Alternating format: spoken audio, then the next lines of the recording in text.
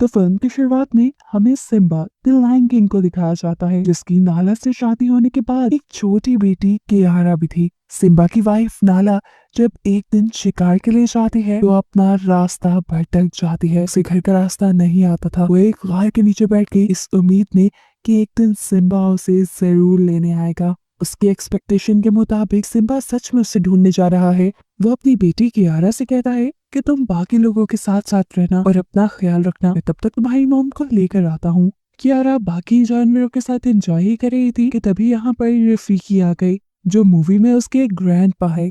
कियारा का दिल बहलाने के लिए वो उससे कहते हैं, आओ कियारा, मैं तुम्हें एक कहानी सुनाऊं। ये कहानी है एक लाइन मुफासा की, जो पहले तो एक आवारा जाना चाहता था, लेकिन फिर वो एक बादशाह बना। और यहीं से अब असल मूवी का स्टार्ट होता है और हम छोटे लाइन मुफासा को उसके मॉम डैड के साथ देखते हैं। वो बंजर जमीनों में रहते थे। काफी साल बारिश ना होने की वजह से यहाँ के सभी जानवर बहुत बीमार हो चुके थे। मुफासा अपने मॉम डैड से पूछता है, वो सामने जिन पहाड़ों में से रोशनी आ रही है वो पहाड़ कौन से हैं? उसकी मॉम ने बताया, उस जगह का नाम मिलेल है और एक दिन हम वहाँ जरूर जाएंगे। मैंने सुना है कि वहाँ हर चीज है और वहाँ जानवर बहुत अमन की जिंदगी गुजारते हैं। इनकी इन्हीं बातों के दौरान एक अच्छी चीज ये हुई कि बारिश बरसने लगी, जिसे देखकर सारे ही जानवर खुशी से झूम उठे। वो नहीं जानते थे कि उनकी ये खुशी कब बदनसीबी में बदल जाएगी। बारिश बढ़ते बढ़ते इतनी ज्यादा हो गई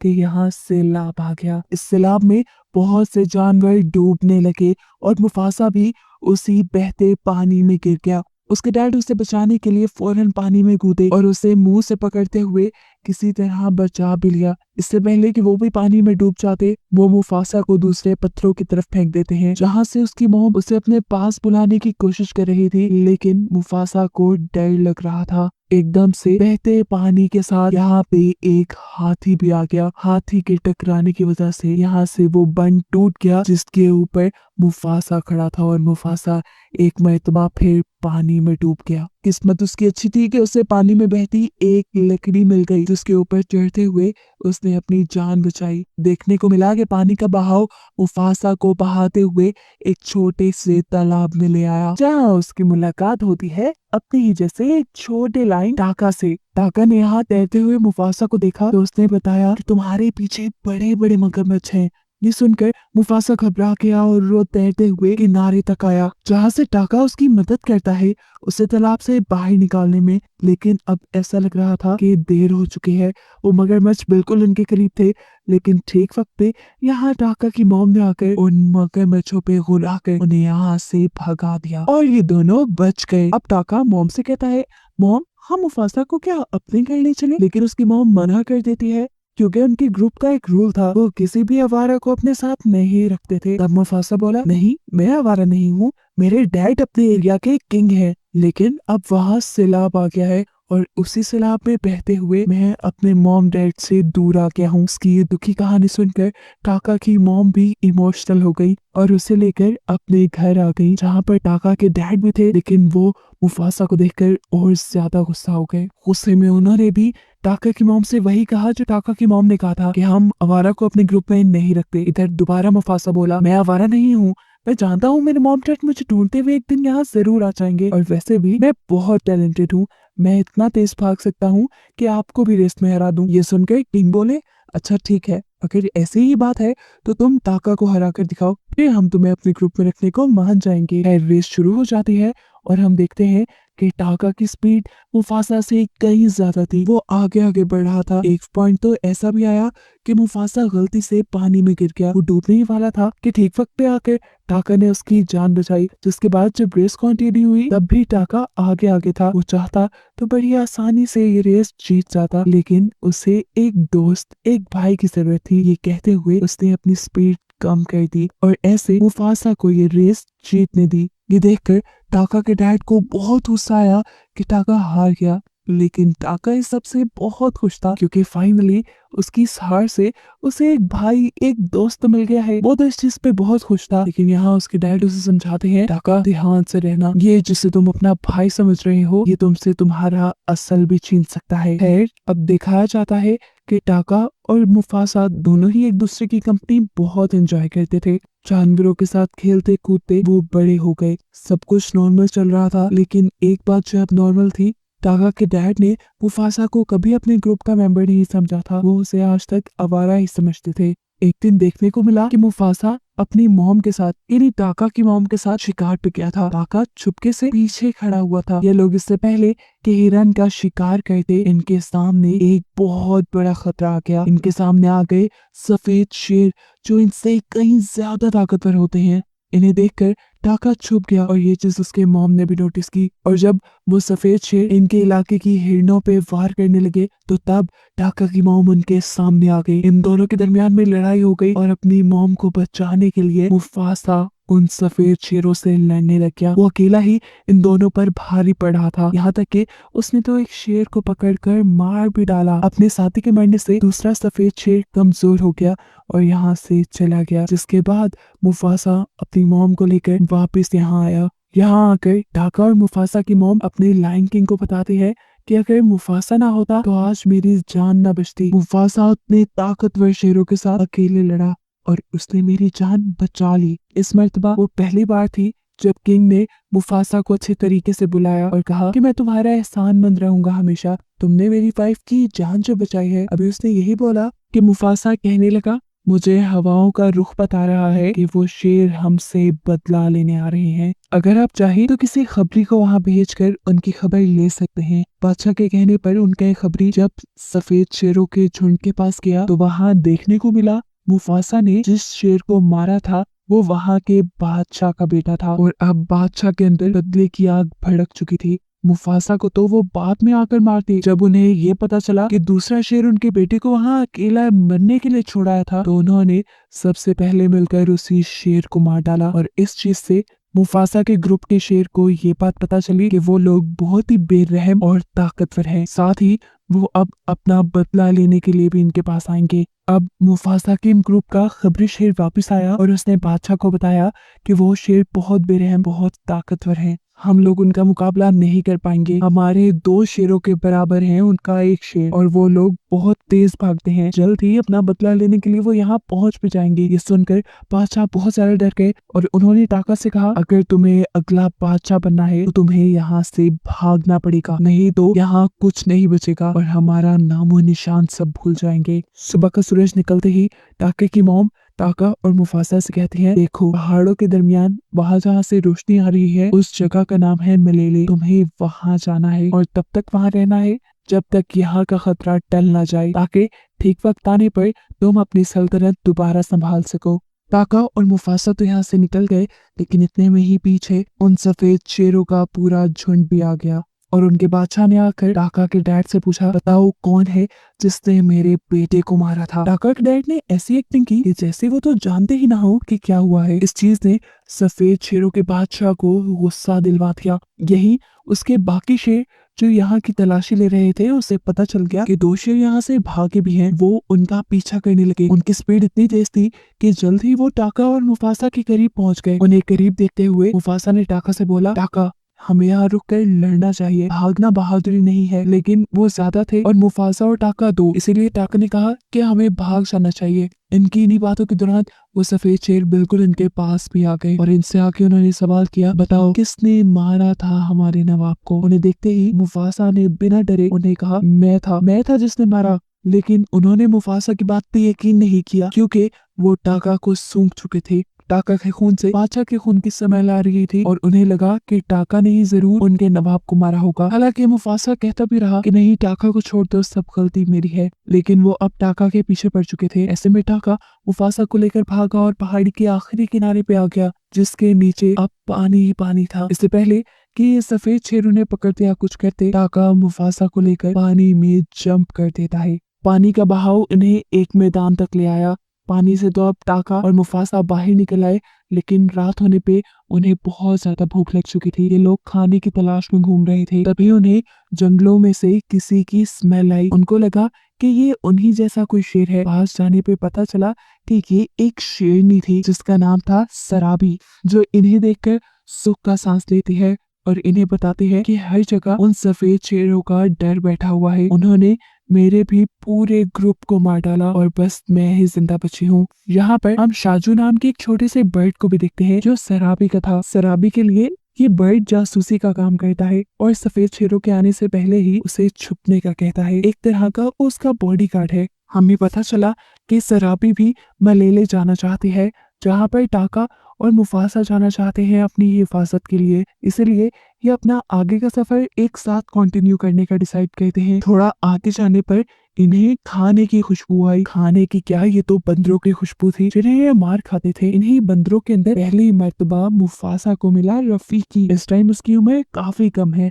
रफीकी को उसके जैसे बंदर बिल्कुल पसंद नहीं करते, वो उसे अपने झुंड से निकाल चुके हैं। ऐसे में ही वो मिला है इन तीनों से। इससे पहले कि ये लोग रफीकी का शिकार करके उसे खा जाते, रफीकी उसे बताता है कि मुझे मलेली का रास्ता आता है। ये बात सुनकर वो तीनों हैरान हो गए। मुफासा ने कहा, सच बताओ? तो रफीकी ने कहा, हाँ, मैं पहले वहीं रहता था और अब मैं दोबारा मलेली ही जा रहा हूँ क्योंकि वहाँ पर मेरा भाई रहता है। भाई वाली बात तो झूठ थी, लेकिन हाँ, उसे मलेली का रास्ता आता था, ये बात सच थी। खैर, ये बात जानकर कि रफीकी को मलेली का रास्ता आता है, ये लोग उसे खाने का इरादा छोड़ देते हैं और उसे अपने ग्रुप में शामिल कर लेते हैं ताकि वो उन्हें आसानी से मलेले तक पहुंचा दे। सफर करते करते सुबह हो जाती है और सराबी हवाओं के रुख से पता चलाती है कि वो सफेद शेर अभी भी उनका पीछा कर रहे हैं। सराबी को लगता है कि वो सफेद शेर इनकी नस्ल को खत्म करना चाहते हैं। सराबी इन्हें यहाँ पे रेस्ट करने से मना करती है और ये लोग सफर कंटिन्यू रखते हैं। रास्ते में टाका मुफासा को बताता है कि मुझे सराबी अच्छी लगने लगी है और मुफासा यहाँ पर उसे इम्प्रेस करने के तरीके बताता है।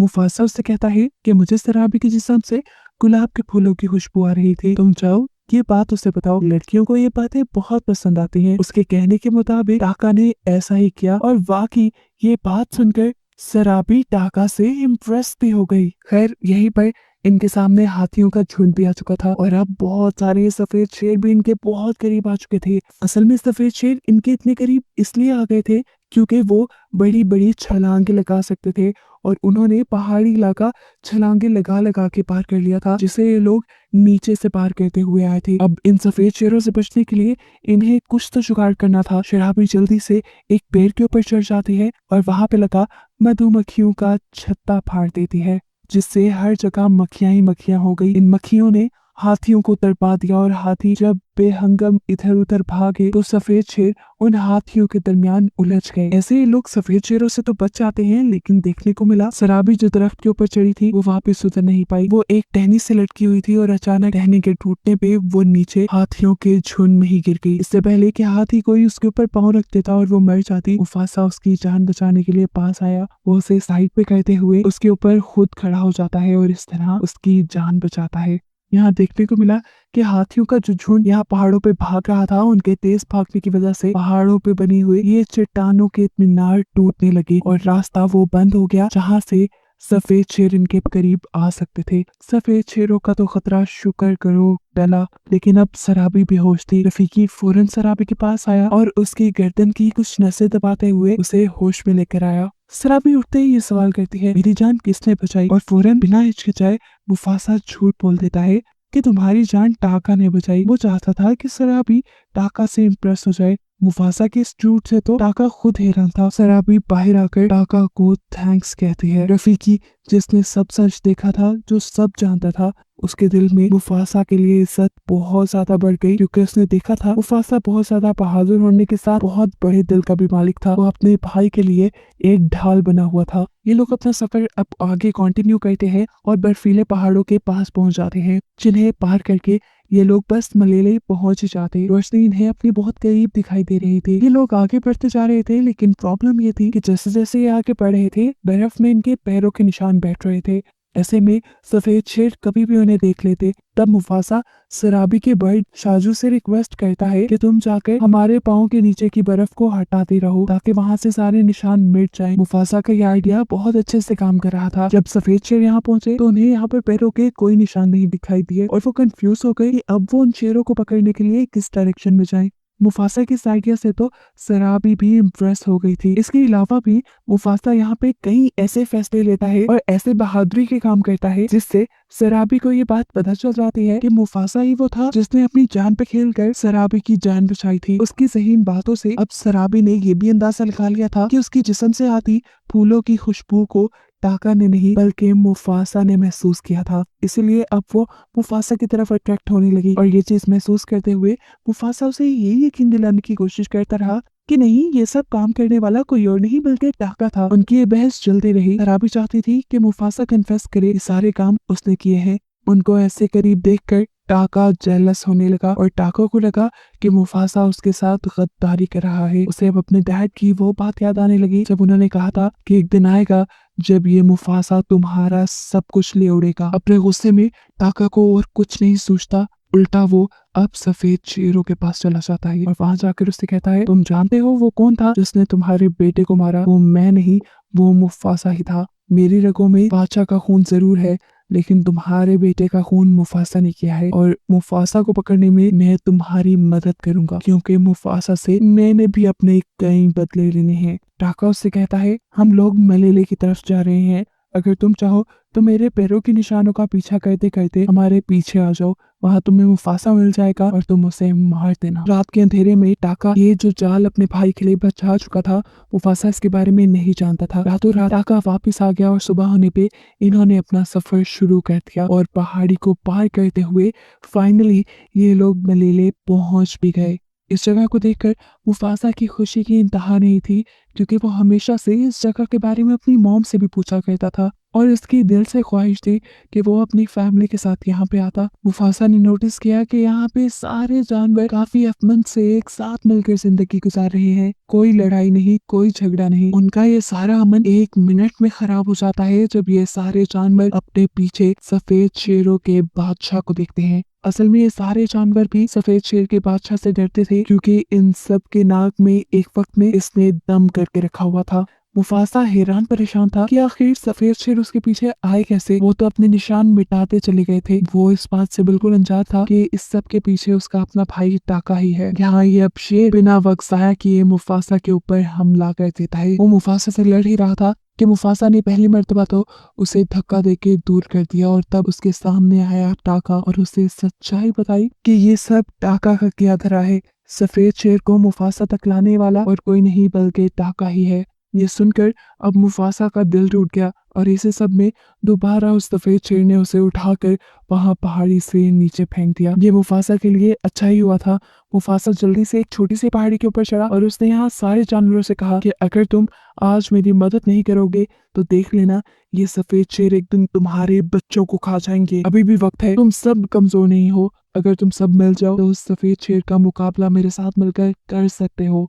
ये सुनकर सभी जानवरों के अंदर हिम्मत पैदा होती है और वो भी अपने आप को ताकतवर जानकर अपना एक ग्रुप बना लेते हैं और मुफासा के साथ मिलकर सफेद शेर से अपना बदला लेने की ठान लेते हैं। अब जैसे ही वो सफेद शेर इनके पास आए, सारे जानवरों ने मिलकर उन सफेद शेरों के ऊपर हमला कर दिया। इधर जो शेरनियां थी उन्होंने मुफासा के ऊपर हमला कर दिया और उसे उठाकर एक पहाड़ी से नीचे फेंक दिया, जहां पे गिरने की वजह से मुफासा काफी जख्मी हो चुका था। उसको जख्मी हालत में देखकर इस सफेद शेरों के बादशाह को बहुत अच्छा लगा और अब वो मुफासा को खत्म करने के लिए उसके करीब भी आ गया। जाहिर सी बात थी, मुफासा जख्मी भी था और सफेद शेर ज्यादा ताकतवर भी थे, तो मुफासा उस शेर का मुकाबला करने के काबिल तो बिल्कुल नहीं था। बार बार मार खाता देखकर ऊपर से टाका को भी मुफासा के ऊपर रहम आ जाता है। उसे अपने पुराने भाई और अपनी दोस्ती याद आ जाती है, इसीलिए वो मुफासा को बचाने के लिए अब इस कड़े में कूद जाता है। इस टाइम टाका ने आकर सफेद शेर से कहा, तुम उसे छोड़ दो, उसे जाने दो। लेकिन अब सफेद शेर बिल्कुल भी रहम के मूड में नहीं था। वो तो अब बदला ले ही रहा था। उसने जब दोबारा बदला लेने के लिए मुफासा पे हमला किया तो अब सामने टाका आ गया और टाका भी उसके हमले से जख्मी हो गया।